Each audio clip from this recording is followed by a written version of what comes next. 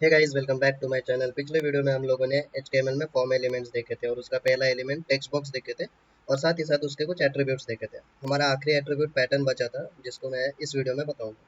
तो चलिए शुरू करते हैं। पैटर्न क्या रहता है? It is used to verify the format of input value. मतलब जो हम टेक्स्ट बॉक्स में देते थे उसके अंदर जो फॉर्मेट है उसको वेरीफाई करने के लिए हम पैटर्न यूज़ करते हैं। ये यूज़ करता है वैलिडेशन एक्सप्रेशन, जिसको हम रेगुलर एक्सप्रेशन के नाम से भी जानते हैं। और ये रेगुलर एक्सप्रेशन किससे बन के मिलता है? यूजिंग मेटा कैरेक्टर्स और क्वांटिफायर्स। पहले हमें जावास्क्रिप्ट पे डिपेंड होना पड़ता था वेरीफाई करने के लिए, लेकिन HTML5 ऑनवर्ड्स ये इनबिल्ट आया है। तो चलिए पहले मेटा कैरेक्टर्स क्या रहते हैं वो देखते हैं। तो मेटा कैरेक्टर्स मतलब वो कैरेक्टर्स जो प्रोग्रामिंग लैंग्वेज में कुछ स्पेशल वैल्यू डिफाइन करते हैं उसको हम मेटा कैरेक्टर्स बोलते हैं। तो मान लो जैसे आपको फाइल एक्सप्लोरर में गए। फाइल एक्सप्लोरर में जाने पे यहाँ पे कुछ फाइल आर नाम से कुछ फाइल सर्च करनी है जो स्टार्ट होती है आर नाम से और जिसका PDF एक्सटेंशन होना चाहिए। तो वो आप कैसे सर्च करोगे? यहाँ पे सर्च में हो सकता है आप लिखो कि R.PDF, क्योंकि PDF एक्सटेंशन चाहिए और आर नाम से स्टार्ट होनी चाहिए, तो आप ऐसा लिख सकते हो। लेकिन ऐसा लिखने की दिक्कत क्या है कि R.PDF लिखा ना, तो जो फाइल आर से स्टार्ट नहीं होती वो भी हमें दिखा रहे हैं। ये देखिए यहाँ पे ये फाइल्स आर से स्टार्ट नहीं हो रही लेकिन ये भी हमें दिखा रहे हैं। तो उसके लिए हम क्या करेंगे? उसके लिए हम लिखेंगे आर एस्टरिस्क डॉट PDF। तो आर एस्टरिस्क लिखने पे क्या होता है? सिर्फ वही फाइल मुझे दिखेंगी जो आर से स्टार्ट हो रही है। तो ये जो एस्टरिस्क है वो क्या डिनोट करते हैं? वो है हमारा मेटा कैरेक्टर्स। ये एग्जांपल के लिए बताया। तो ये इसको भी डिटेल में पढ़ेंगे। सबसे पहले मेटा कैरेक्टर्स में देखते हैं क्वेश्चन मार्क। तो चलिए सबसे पहले हम VS कोड में चलते हैं। VS कोड में जाके यहाँ पे एक पब्लिक में जाके एक नई फाइल बनाते हैं कुछ पैटर्न करके। पैटर्न डॉट एक मिनट पैटर्न डॉट HTML करके नई फाइल बनाते हैं। और पैटर्न के लिए हम कौन सा एलिमेंट यूज़ करेंगे? हम पैटर्न यूज़ करेंगे। यहाँ पे मैं कुछ कॉपी करता हूँ यहाँ से। ये फॉर्म ही पूरा कॉपी करता हूँ। हाँ, तो अभी यहाँ पे इनपुट में हम क्या देंगे? इनपुट में हम टाइप में पैटर्न देंगे। तो यहाँ पे मैं लिखता हूँ इनपुट। पहले मैं इसको कट करता हूँ। ये मैंने कट किया, ठीक है। ये इनपुट टाइप है हमारा, क्या है? टाइप हमारा टेक्स्ट है। और टेक्स्ट के बाद क्या है? यहाँ पे मैं पैटर्न देता हूँ। सॉरी, टेक्स्ट में इसको ही रखता हूँ। एक नया डेटा टर्म बनाता हूँ और उसके अंदर पासवर्ड लिखता हूँ। पासवर्ड। और इसके अंदर मैं डेटा डेफिनेशन में input type equals to text लिखूंगा। टेक्स्ट। और पैटर्न हम पैटर्न लिख के डिनोट करते हैं। तो अभी तो जो भी चीज़ मैं पैटर्न के अंदर लिखता हूँ बस वही वैलिडेट करेगी। मतलब वही हम पासवर्ड इसके अंदर अलाउ करेंगे। जैसे अभी मैं पैटर्न में कुछ लिखता हूँ। मान लो जैसे हम कलर यूज़ करते हैं, तो मान लो मैंने यहाँ पे कलर लिखा। कलर। और इसको ओपन विथ लाइव सर्वर करता हूँ, तो कलर के अलावा जो भी मैं चीज़ लिखता हूँ वो अलाउ नहीं करेगा हमारे पासवर्ड बॉक्स में। यहाँ पे मैं कलर के अलावा पासवर्ड में कुछ और टाइप करता हूँ। जैसे यहाँ पे कुछ पासवर्ड क्या लिखूँ? क्या पासवर्ड ही लिखता हूँ। तो पासवर्ड लिख के यहाँ पे मैं सबमिट करता हूँ, तो ये क्या बोल रहा है? Please match the requested format. मतलब ये अलाउ नहीं करेगा। तो इसके बाद जैसे ही मैं कलर लिखता हूँ, COLOUR कलर लिखता हूँ और फिर सबमिट करता हूँ, तो ये अलाउ कर रहा है। लेकिन यहाँ पे हमारे क्वेरी स्ट्रिंग में डाटा जा नहीं रहा। क्यों नहीं जा रहा? क्योंकि हमने यहाँ पे नेम नहीं दिया। मैंने बताया था आपको नेम कंपलसरी है अगर आपको डेटा पास करना है। तो यहाँ पे नेम को मैं यूज़र नेम देता हूँ और इसको मैं name name equals to password देता हूँ। ठीक है। फिलहाल मैं पैटर्न इधर लिखता हूँ यूज़र नेम में। जब पासवर्ड हम वेरीफाई वो करेंगे तब मैं पासवर्ड में लिख लूँगा। तो अभी मैं यहाँ पे यूज़र नेम में लिखा और यहाँ पे मैं कुछ अभी कलर लिखता हूँ, COLOUR, और सबमिट मारता हूँ। तो यहाँ पे ये देखिए जा रहा है क्वेरी स्ट्रिंग। अभी कलर की हम CSS में COLOUR की जगह कभी कभार कलर भी लिखते हैं। तो COLOR लिखा तो ये अलाउ नहीं करेगा। प्लीज़ मैं जो हमने लिखा है वही अलाउ करेगा। हमने यहाँ पे COLOUR दिया है तो यहाँ पे भी वही देना चाहिए। कुछ और स्पेलिंग भी अलाउ नहीं करेगा। तो उसके लिए हम क्या यूज़ करेंगे? Question mark. क्वेश्चन मार्क क्या करता है? इट अलाउज जीरो और वन अकरेंस। मतलब या तो ये हमारे पास यू, या तो हम यू डाल सकते हैं या नहीं डालना चाहिए। तो उसके लिए मैं यहाँ पे अगर जैसे यू के बाद क्वेश्चन मार्क लिखता हूँ, तो इसका मतलब क्या है? यू का जीरो अकरेंस, मतलब नहीं भी रहा तो भी वो अलाउ करेगा, या वन अकरेंस या रहेगा तो भी वो अलाउ करेगा। जैसे अभी मैं यहाँ पे COLOUR डालता हूँ और सबमिट करता हूँ तो अलाउ कर रहा है। लेकिन अभी COLOR डाल के भी सबमिट करूंगा तो भी वो अलाउ करेगा। यहाँ पे देख सकते हैं COLOR भी अलाउ कर रहा है। तो इसीलिए हम रेगुलर एक्सप्रेशन यूज करते हैं कुछ स्पेशल मीनिंग देने के लिए। अभी प्लस का क्या यूज है, वन और मोर अकरेंस, मतलब यहाँ पे अभी मैं सी ओ येलो बस यू आर डाला तो अलाउ करता है, लेकिन यू यू आर डाला तो अलाउ नहीं करेगा। देखिए, please match the requested format करेगा। लेकिन अभी मैं यहाँ पे क्वेश्चन मार्क की जगह प्लस डालता हूँ और फिर लिखता हूँ C O L O U R, U R में तो अलाउ करेगा ही वो। एक काम करता है, इसको कमेंट आउट करता हूँ पासवर्ड को फिलहाल के लिए। लेकिन C O L O U U R डाला तो भी वो अलाउ करेगा, वन एक या एक से ज़्यादा। सी ओ एल ओ यहाँ पे मैं यू कितनी बार भी डाल के फिर आर डाला तो भी वो अलाउ कर रहा है, तो इसलिए हम प्लस यूज़ करते हैं। प्लस के बाद आता है एस्टेरिस्क। एस्टेरिस्क में क्या है, प्लस में क्या दिक्कत हो रही है, प्लस में वो जीरो को अलाउ नहीं कर रहा, तो यहाँ पे मैं यू नहीं डालूंगा और सबमिट करूंगा तो अलाउ नहीं कर रहा, लेकिन एस्टेरिस्क में जीरो और मोर अकरेंसेस, तो यहाँ पे मैं एस्टेरिस्क डालता हूँ और फिर अभी यहाँ पे जीरो भी डालूंगा, मतलब बिना यू के डालूंगा तो भी अलाउ करेगा, यू एक बार डालूंगा तो भी अलाउ करेगा, या फिर C O L O U U U R डालूंगा तो भी अलाउ करेगा। तो ये है एस्टेरिस्क का मतलब। अभी इसके बाद आता है डॉट। डॉट क्या करता है, यानी सिंगल कैरेक्टर को रिप्रेजेंट करता है। जैसे एग्जांपल के तौर पे एग्जांपल के तौर पे कैसे, यहाँ पे मैं कुछ लिखता हूँ कमेंट में। जैसे मेरे पास कुछ स्पेलिंग है, काओ बॉय टॉय ऐसे करके कुछ स्पेलिंग है, काओ बॉय टॉय। अभी यहाँ पे क्या है, ये तीनों स्पेलिंग में कॉमन क्या है, ये ओ कॉमन है, बीच का ओ, लेकिन इसके आगे पीछे के कॉमन नहीं है। तो मैं क्या करूँगा, यहाँ पे पैटर्न में जो डॉट है वो एक सिंगल कैरेक्टर को रिजेंबल करता है, तो जो कॉमन है मैं वो लिखता हूँ डॉट ओ, और लास्ट का भी कॉमन नहीं है तो डॉट लिखूंगा। ये हटा देता हूँ। तो अभी ये पैटर्न लिखा मैंने, तो बस ये यही वैलिडेट करेगा। जैसे मैं कुछ और लिखता हूँ, कुछ और जैसे यूज़र लिखता हूँ तो वो अलाउ नहीं करेगा। वो अलाउ क्या करेगा, बस ओ के पहले एक कैरेक्टर और ओ के बाद में एक कैरेक्टर। जैसे मैं सी ओ डब्ल्यू काउ लिखता हूँ तो वो सबमिट कर देगा यहाँ पे, लेकिन सी ओ डब्ल्यू डब्ल्यू लिखूंगा तो भी वो सबमिट नहीं करेगा, क्योंकि डॉट एक ही कैरेक्टर अलाउ करता है। तो यहाँ पे काउ की जगह मैं बी ओ वाई बॉय लिखूंगा तो भी वो अलाउ करेगा, क्योंकि वो, जैसे और एक एग्जांपल लिया तो कैट बैट रैट ऐसे कुछ है हमारे पास, C A T cat bat rat, cat bat rat ऐसे करके है। तो इसमें कॉमन क्या है, ए और टी कॉमन है, बस पहला लेटर अनकॉमन है। तो हम यहाँ पे क्या पैटर्न दे सकते हैं, डॉट ए टी।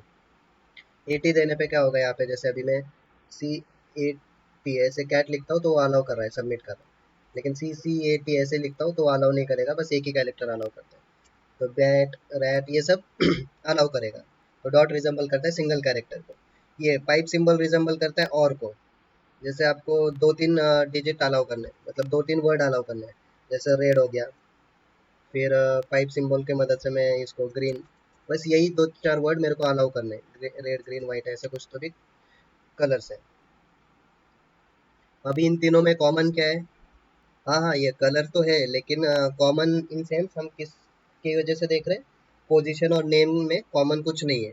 तो जब कुछ कॉमन नहीं है तो हम क्या करेंगे, पाइप का सिंबल यूज करेंगे। तो यहाँ पे जब मैं पाइप लिखता हूँ तो अभी बस ये तीन ही अलाउ करता हूँ। जैसे रेड करके मैं सबमिट डालूंगा तो रेड हो जाएगा, फिर ग्रीन करके सबमिट डालूंगा तो ग्रीन हो जाएगा, लेकिन कुछ और करके कुछ और डालता हूँ तो वो अलाउ नहीं करेगा। जैसे मैं ब्लैक डालता हूँ तो वो अलाउ नहीं करेगा, मैच द रिक्वेस्टेड फॉर्मेट का ये देगा। अभी इसके बाद देखते हैं क्या है, पाइप के बाद एस्केप सीक्वेंस। एस्केप सीक्वेंस कहाँ यूज़ करते हैं हम, एस्केप सीक्वेंस हम यूज़ करते हैं use to transform meta character into normal character. जैसे मान लो आप यहाँ पे कहाँ गए, पैटर्न में आपको मेल आईडी वेरीफाई करनी है, तो आप gmail.com डाल रहे हो। gmail.com डालने पे एक काम करता हूँ, मैं इसको ऑटो फोकस पे रखता हूँ ताकि वो हमारा कर्सर सीधा उधर ही लेके चले जब भी पेज रीलोड हो। अभी ये देखिए कर्सर, कल मैंने बताया था ऑटो फोकस के बारे में। तो अभी मैंने पैटर्न में gmail.com डाला। अभी मैं यहाँ पे कुछ मेल आईडी डालता हूँ, कुछ जैसे यूज़र नेम @gmail.com और सबमिट करता हूँ। सबमिट क्यों नहीं हो रहा, क्योंकि यहाँ पे पैटर्न gmail.com ही मैंने अलाउ किया है बस। तो ये सबमिट नहीं हो रहा क्योंकि मुझे बस इतना ही अलाउ करना है। तो उसके लिए मैं क्या करूँगा, फिलहाल आपको एग्जांपल के लिए यहाँ पे gmail.com हम डाल रहे हैं, लेकिन ये डॉट हमने क्या देखा अभी, ये डॉट रिजेंबल करता है यानी सिंगल कैरेक्टर। तो जैसे यहाँ पे मैं लिखता हूँ gmail.com तो वो अलाउ कर रहा है। मैं लिखता हूँ जीमेल डॉट की जगह मैं कुछ क्यू कॉम भी डाल रहा हूँ तो भी वो अलाउ कर रहा है। तो डॉट क्या कर रहा है, वो एक कोई भी सिंगल कैरेक्टर को रिजेंबल कर रहा है। तो उसको एस्केप करने के लिए हम क्या यूज़ करते हैं, ये back slash except escape sequence. तो एस्केप के लिए हम क्या करेंगे, डॉट से पहले जो कैरेक्टर हमको एस्केप कराना है उससे पहले बैक स्लैश देंगे। तो अभी मैंने यहाँ पे बैक स्लैश देके यहाँ पे डालो, देखो gmail.com डाला तो वैलिडेट कर रहा है, लेकिन जीमेल डी या क्यू डब्ल्यू कॉम डाला तो अभी वो वैलिडेट नहीं करेगा। वो क्या बोल रहा है, please match the requested format, इसीलिए हम एस्केप सीक्वेंस यूज करते हैं। अभी इसके बाद क्या है, बैक स्लैश डी क्या करता है, only numeric character values allow करता है। सिर्फ हम डी लिखेंगे तो डी मतलब क्या, वो उसको एज अ लेटर कंसिडर करेगा, लेकिन बैक स्लैश डी लिखेंगे तो बस वो न्यूमरिक वैल्यू अलाउ करेगा। जैसे यहाँ पे मैं कुछ पैटर्न में डालता हूँ, ओनली बैक स्लैश डी डालता हूँ, और यहाँ पे मैं कुछ देखो क्यू डब्ल्यू ये डाल रहा हूँ, सबमिट कर रहा हूँ, नहीं हो रहा। और बैक स्लैश डी एक ही बार दिया मतलब वो एक ही कैरेक्टर अलाउ करेगा, क्यों किया, सबमिट नहीं हो रहा। लेकिन कुछ नंबर डालता हूँ 8 करके और सबमिट कर रहा हूँ तो यहाँ देखिए सबमिट हो रहा है। अगर मैं 8 2 डालता हूँ, 5 2 डालता हूँ और फिर सबमिट करता हूँ तो वो सबमिट नहीं हो रहा है, क्योंकि बैक स्लैश डी बस एक ही कैरेक्टर को रिजेंबल कर रहा है। अगर मैं वापस बैक स्लैश डी लिखूंगा तो अभी वो दो कैरेक्टर को रिजेंबल करेगा। 5 2 करके एंटर डाला तो यहाँ देखिए 5 2 हो रहा है। अभी कुछ ईडी लेटर डाल रहा हूँ तो नहीं हो रहा, इसीलिए बैक स्लैश डी हम यूज़ कर रहे हैं ओनली न्यूमरिक वैल्यूज़ के लिए। वही back slash capital D non numeric values के लिए यूज़ करते हैं, मतलब सारे जो नंबर्स को छोड़ के जो भी वैल्यूज़ है उसको हम उसके अंदर क्या यूज़ आता है, कैपिटल ए से जेड, स्मॉल ए से जेड, और ये कुछ special character at the rate, hash, dollar, ये कुछ स्पेशल कैरेक्टर्स वो अलाउ करता है। जैसे यहाँ पे मैं एग्जांपल का बैक स्लैश कैपिटल डी लिखता हूँ। इसका मतलब क्या है, पहला लेटर हमारा क्या होना चाहिए, न्यूमरिक, और दूसरा नॉन न्यूमरिक। तो जैसे मैं यहाँ पे 1 और दूसरा ए लिखता हूँ तो अलाउ कर रहा है सबमिट। 2 कैपिटल ए लिख रहा हूँ तो भी सबमिट कर रहा है। लेकिन अभी कैपिटल ए लिख रहा हूँ तो अलाउ नहीं कर रहा हूँ। कैपिटल ए 3 लिख रहा हूँ तो भी नहीं अलाउ कर रहा, क्योंकि पहला हमें नंबर चाहिए 5 और दूसरा कुछ तो भी at the rate special character डाला तो भी वो अलाउ कर रहा है। यहाँ पे देख सकते हैं ये एट द रेट, ये कुछ एस की वैल्यू में उसकी अलग डिनोशन होता है। फिर इसके बाद आता है हमारे पास क्या, 1 मिनट में चार्ज पे लगाता हूँ। फिर उसके बाद आता है बैक स्लैश डब्ल्यू। डब्ल्यू में क्या कर रहे हैं हम, कैपिटल लेटर्स अलाउ कर रहे हैं, स्मॉल लेटर्स अलाउ कर रहे हैं, 0 से 9 न्यूमरिक अलाउ कर रहे हैं और अंडरस्कोर अलाउ कर रहे हैं। इसके अलावा कोई स्पेशल कैरेक्टर वो सब कुछ अलाउ नहीं कर रहे। तो मैं यहाँ पे जैसे back slash D back slash small W लिखता हूँ, स्मॉल डब्ल्यू है ना, हाँ स्मॉल डब्ल्यू है, ये बैक स्लैश डी भी हटा ही देता हूँ, और बैक स्लैश डब्ल्यू कहाँ गया, हाँ। तो अभी यहाँ पे मैं कुछ कैपिटल ए लिख रहा हूँ, अलाउ हो रहा है, स्मॉल ए लिख रहा हूँ, अलाउ हो रहा है, जीरो लिख रहा हूँ, अलाउ हो रहा है, और अंडरस्कोर अलाउ हो रहा है। अंडरस्कोर किधर गया, अंडरस्कोर अलाउ हो रहा है। इसके अलावा जैसे मैं कुछ special character at the rate डाल रहा हूँ तो वो नहीं बोल रहा, please match the requested format. ये हर बार बाय डिफॉल्ट यही क्यों आ रहा है, इसको अगर आपको चेंज करना है तो आप HTML में नहीं चेंज कर सकते, जावास्क्रिप्ट उन सब की मदद से आप बाद में चेंज कर सकते हैं। HTML में ये बाय डिफॉल्ट ऐसे ही दिखाएगा। तो ये है बैक स्लैश डब्ल्यू का, कहाँ गया, हाँ। तो बैक स्लैश डब्ल्यू और बैक स्लैश कैपिटल डब्ल्यू क्या डिनोट करता है, नॉन वर्ड कैरेक्टर्स, इन कैरेक्टर्स को छोड़ के बाकी जो भी है वो बैक स्लैश डब्ल्यू अलाउ करेगा। तो जैसे यहाँ पे मैं बैक स्लैश कैपिटल डब्ल्यू डालता हूँ और यहाँ पे मैं लिखता हूँ अभी कुछ ई लिखा, अलाउ नहीं कर रहा match the requested format, underscore भी वो अलाउ नहीं कर रहे हैं, लेकिन इन सब के अलावा जैसे स्पेशल कैरेक्टर लिख रहा हूँ तो अलाउ कर रहा है, डॉलर डाल रहा हूँ तो अलाउ कर रहा है। तो इसलिए हम back slash capital W use करते हैं। अभी बैक स्लैश यस कब यूज़ करते हैं, it refers to a blank space. Blank space यानी क्या, जैसे आपको यहाँ पे मैं कहाँ गया, हाँ, यहाँ पे मैं लिखता हूँ ब्लैक स्लैश डी, मतलब क्या, पहला लेटर हमारा क्या होना चाहिए, न्यूमरिक होना चाहिए। अभी आप बैंक स्पेस की जगह यहाँ पे स्पेस देके फिर बैक स्लैश डब्ल्यू लिखोगे तो, और यहाँ पे कुछ लिखते हो जैसे पहला 9 स्पेस ई, तो एक काम करते हैं, तो 9 स्पेस ही डालने पे हमारा वैलिड तो हो रहा है, लेकिन जैसे मान लो आपको बहुत सारे स्पेस देने बीच में, तो आपको पता नहीं चलेगा यहाँ पे कितने स्पेस देने, क्या देने, इसीलिए हम बैक स्लैश एस यूज़ करते हैं तो वन सिंगल कैरेक्टर डिनोट करता है। जैसे पहला मेरा नंबर है, दूसरा स्पेस है, और तीसरा कुछ तो भी लेटर है, और सबमिट करता हूँ तो सबमिट हो रहा है। अभी जैसे नंबर के बाद मैंने 2 स्पेस दिए और फिर लेटर डाला तो वो अलाउ नहीं कर रहा, तो बैक स्लैश यस इसीलिए एक ब्लैंक स्पेस को रिफर करने के लिए यूज़ करते हैं। उसके बाद आता है बैक स्लैश एक्सपोनेंट, इसको एक्सपोनेंट बोलते हैं। इसका मतलब है स्टार्ट्स विथ, और डॉलर मतलब एंड्स विथ। ये HTML में यूज़ नहीं होगा, इसके लिए हमें जावास्क्रिप्ट की भी मदद लगेगी, तो ये आगे बताऊंगा मैं, अभी बस ये आपको पता होने के लिए बता रहा हूँ। इसके बाद आता है ब्रैकेट, राउंड ब्रैकेट, इसको हम क्या बोलते हैं, यूनियन। यूनियन मतलब क्या, जैसे आपने कभी कैलकुलेशन किया होगा तो कुछ कैलकुलेशन में, जैसे यहाँ पे एग्जांपल लिख रहा हूँ, जैसे आपको लिखना है 2 - 1 × 5, तो ऐसे लिखना है। तो ये बाय डिफ़ॉल्ट क्या होगा कि मैथ्स के रूल के हिसाब से पहले मल्टीप्लिकेशन कैलकुलेट करेगा और फिर ये माइनस करेगा। लेकिन जब आप इसको ब्रैकेट देते हैं, यहाँ पे 2 ब्रैकेट देता हूँ, तो फिर ये पहले ये क्या करेगा, पहले ये ब्रैकेट के अंदर की वैल्यूज़ को कैलकुलेट करेगा और फिर उसको मल्टीप्लाई बाय ऐसे करेगा। तो यूनियन का यही यूज़ है। इसके बाद आता है रेंज। रेंज का यूज़ करते हैं, मतलब जैसे हमने यहाँ पे रेंज दिया है कि A to Z, तो बस यही वैल्यूज़ मुझे अलाउ करनी है, बाकी कुछ वैल्यूज़ अलाउ करनी ही नहीं है। फिर ये कैपिटल A to Z मतलब ये only upper case allowed, small मतलब ओनली लोअर केस। अगर दोनों अलाउ करने हैं तो या तो ये लिख सकता हूँ मैं कैपिटल A to Z और स्मॉल A to Z, या फिर स्मॉल a से कैपिटल Z, मतलब क्या होता है बोथ अपर एंड लोअर। सिर्फ न्यूमेरिक वैल्यू अलाउ करनी है तो 0 से 9। ये रेंज में हम अपने हिसाब से कंडीशन दे सकते हैं कि यही कंडीशन देने पे ये सारी चीज़ें अलाउ हो रही है। फिर स्पेशल कैरेक्टर्स के लिए हम ये डाल सकते हैं रेंज में। फिर कुछ कुछ स्पेसिफाइड कैरेक्टर से अलाउ करने तो हम वो भी डाल सकते हैं जैसे। और ये इसके आगे एक्सपोनेंट दिया, मतलब ये कैरेक्टर छोड़ के बाकी सब कैरेक्टर्स अलाउ करो। तो एग्जांपल आपको दिखा देता हूँ यहाँ पे। जैसे अभी यहाँ पे ये हटा देते हैं, मैंने हटा दिया, इसके अंदर मैंने रेंज दी। रेंज मुझे मान लो सिर्फ कैपिटल ए से कैपिटल जेड वैल्यूज ही अलाउ करनी है, तो मैं यहाँ पे स्मॉल लिखता हूँ तो ये देखिए please match the requested format, लेकिन कैपिटल लिखता हूँ तो अलाउ हो रहा है। क्वेरी स्ट्रिंग में जब भी चेक करना होगा सबमिट हो रहा है कि नहीं, क्वेरी स्ट्रिंग में देख लेना। नंबर डाल रहा हूँ तो अलाउ नहीं हो रहा प्लीज मैच, लेकिन बस मेरे को नंबर डालना है। 0 से मान लो 9 डाला, उसकी रेंज कुछ भी डालता हूँ, 8 डालता हूँ अलाउ हो रहा है, लेकिन कुछ लेटर डालता हूँ तो अलाउ नहीं हो रहा। नंबर में भी आप रेंज दे सकते हैं कि मुझे 5 से 9 ही अलाउ करना है, तो यहाँ पे देखिए 5 डाल रहा हूँ तो अलाउ हो रहा है। रेंज में पहला टर्म और लास्ट टर्म इंक्लूडेड होता है। 5 से 9 में 9 भी आ रहा है, 5 भी आ रहा है, लेकिन जब मैं 4 डालता हूँ तो अलाउ नहीं हो रहा।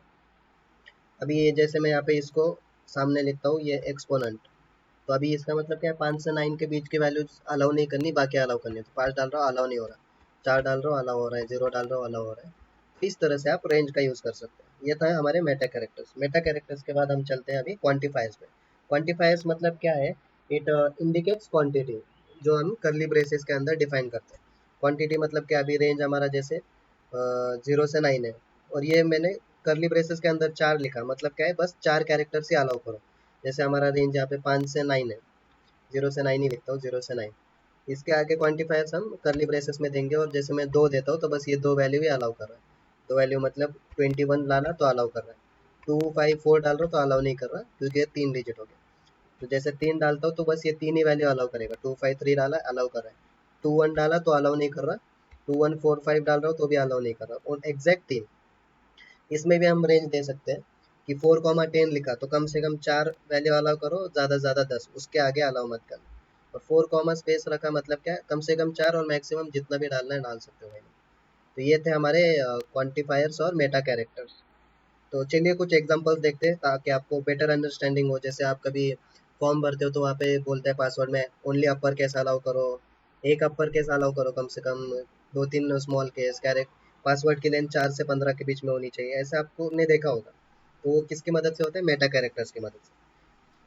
तो यहाँ पे पहला सवाल क्या है, write a pattern to validate user ID 4 to 15 characters alpha numeric. Alpha numeric मतलब लेटर्स भी अलाउ होने चाहिए और हमारा क्या है, नंबर्स भी अलाउ होने चाहिए। तो ये आप तो करो, ट्राई करो कैसे करना है। एग्जांपल तो मैं बता दूंगा, आप भी ट्राई करो। तो ट्राई किया ही होगा आपको आपने, तो चलिए मैं भी बताता हूँ आपको कैसे करते हैं। तो हमें क्या बोला है कि अल्फा न्यूमरिक के लिए सबसे पहले हम रेंज देंगे। अल्फा न्यूमरिक में स्मॉल भी हो सकता है और कैपिटल भी हो सकता है, तो या तो हम ऐसे लिखेंगे small A to capital Z और स्मॉल ए टू जेड। और न्यूमरिक के लिए हम 0 से 9, बीच में कॉमा मत देना, ये सब एक ही स्ट्रिंग में लिखना है। और कितना बोला है यहाँ पे, 4 to 15 कैरेक्टर्स, तो उसके लिए मैं क्या लिखूंगा क्वांटिफायर में, 4 to 15 कैरेक्टर्स लिखूंगा। तो क्या है, 4 कॉमा, यहाँ पे डैश नहीं आएगा, यहाँ पे कॉमा आएगा, 4 to 15 कैरेक्टर। और अभी देखते हैं, जैसे मान लो मैंने कुछ एस डी लिखा और 5, ये 3 कैरेक्टर से अलाउ नहीं कर रहा, 4 अलाउ कर रहा है कहीं भी। यहाँ पे ऐसे मैंने लिखा, यहाँ पे है 15 कैरेक्टर्स ही मैक्स है, तो यहाँ पे देखिए लिख रहा हूँ, लेकिन ये 15 कैरेक्टर से ज़्यादा हो गया इसलिए दिखा नहीं रहा। तो यहाँ पे 15 कैरेक्टर्स एंटर कर रहा हूँ तो यहाँ पे एंटर हो रहा है। तो ये था हमारा पैटर्न। अभी इसके इसके अंदर जैसे मैं कुछ ये डालता हूँ और अंडरस्कोर डाल के ये ऐसे डालता हूँ तो अलाउ नहीं कर रहा, क्योंकि अंडरस्कोर है। कुछ एट द रेट डालूंगा तो भी अलाउ नहीं करेगा। तो ऐसा हमने, क्योंकि ये पैटर्न से रिस्ट्रिक्ट कर दिया।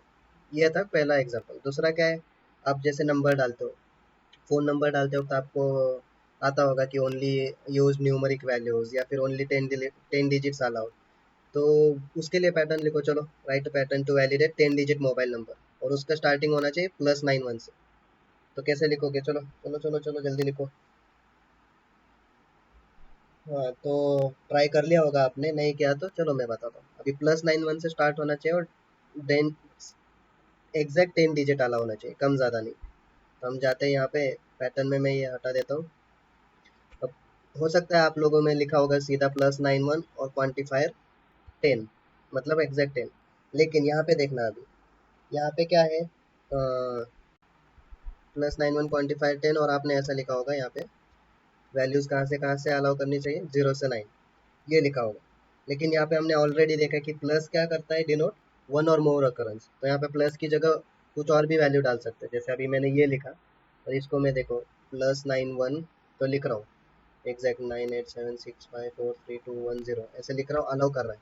लेकिन जैसे अभी मैंने प्लस की जगह कुछ टी भी लिखा और 919876543210 एंटर कर रहा हूँ, तो वो सबमिट हो रहा है।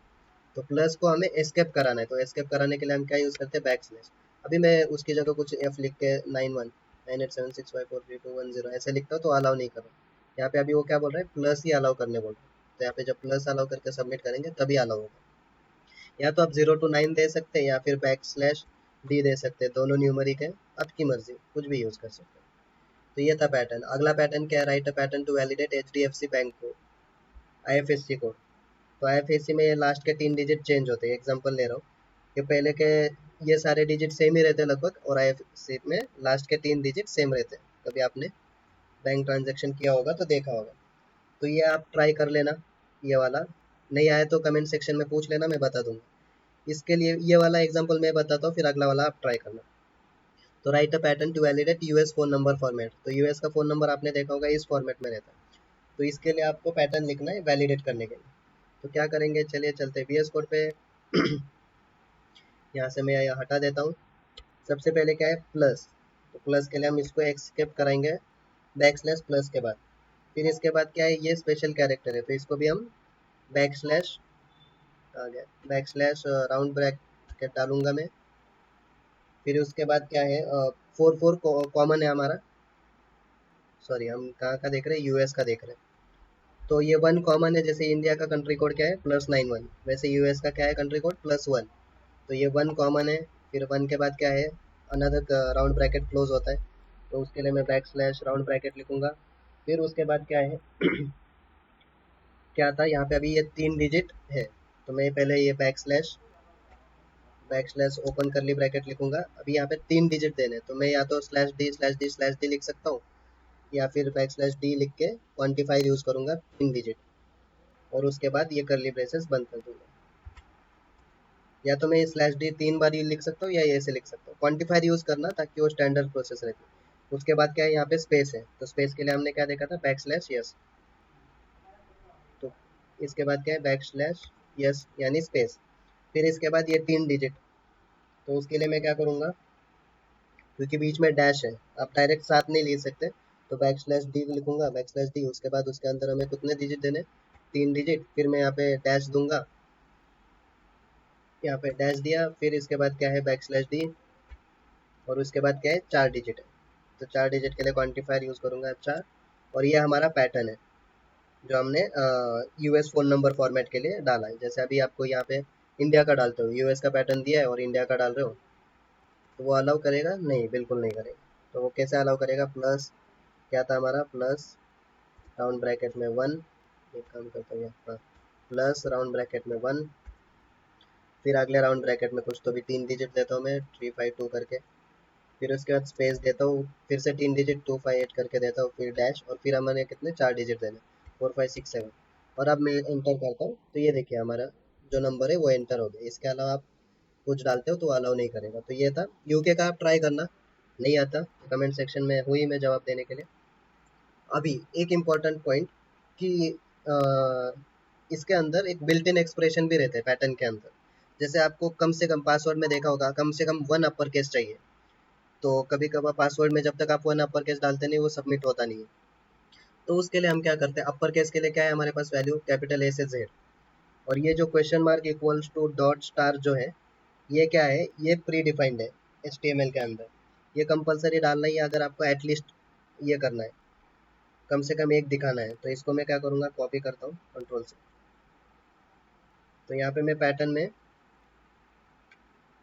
ये पैटर्न में कंट्रोल V करता हूँ, ठीक है। अभी मैं जब यहाँ पे डालूंगा तो कम से कम जब तक मैं एक अपर केस नहीं डालता और सबमिट मार रहा हूँ, एक मिनट क्या दिक्कत हो गई, एटलीस्ट वन अपर केस, तो यहाँ पे मैं डाल रहा हूँ तो ये सबमिट हो रहा है। क्या दिक्कत हो गई, हम पहले इसको राउंड ब्रैकेट में लिखेंगे। राउंड ब्रैकेट में लिखने के बाद हमें कुछ स्पेसिफाइड कैरेक्टर्स ही अलाउ करेंगे, तो \W और मैं कुछ क्वांटिफायर में कुछ 4,6 लिखता हूँ, मतलब 4 से 6 डिजिट अलाउ करना है। अभी मैं लिखता हूँ यहाँ पे कुछ AS कुछ यूज़र लिखता हूँ, यूज़र 1 2, मतलब ये 6 डिजिट अलाउ कर रहा है और सबमिट कर रहा हूँ तो ये सबमिट नहीं हो रहा। क्यों? क्योंकि मैंने यहाँ पे क्या पैटर्न डिफाइन किया है कि कम से कम एक अपर केस होना ही चाहिए। तो अभी जैसे मैं यूज़र 1 डालता हूँ और सबमिट करता हूँ, तो अभी देखिए यहाँ पे सबमिट हो रहा है। जब तक मैं एक अपर केस नहीं डालता कम से कम, तब तक वो सबमिट नहीं हो रहा। तो यही था इंपॉर्टेंट पॉइंट कि बिल्ट इन एक्सप्रेशन में आप question mark equals to dot star लिख सकते हैं, और उसके बाद यहाँ 0 से 9 मतलब कम से कम 1 डिजिट अलाउ होना चाहिए। इसका मतलब क्या है, कम से कम इन जो स्पेसिफाइड कैरेक्टर है उसमें से एक कैरेक्टर तो डालना ही चाहिए। तो यही था पैटर्न में। आप अभी और एक एग्जाम्पल आपको ट्राई करना @gmail.com, ये एग्जाम्पल है। इसके लिए पैटर्न लिखना वेरीफाई करने के लिए, नहीं आया तो कमेंट सेक्शन में मैं बता दूंगा। तो यही था पैटर्न के बारे में। अगले वीडियो में हम फॉर्म एलिमेंट्स के अगले एलिमेंट्स देखेंगे और जानेंगे। तो चलिए फिर मिलते हैं अगले वीडियो में। उम्मीद करता हूँ आपने कुछ नया सीखने को मिला होगा। तो चलिए मिलते हैं अगले वीडियो में।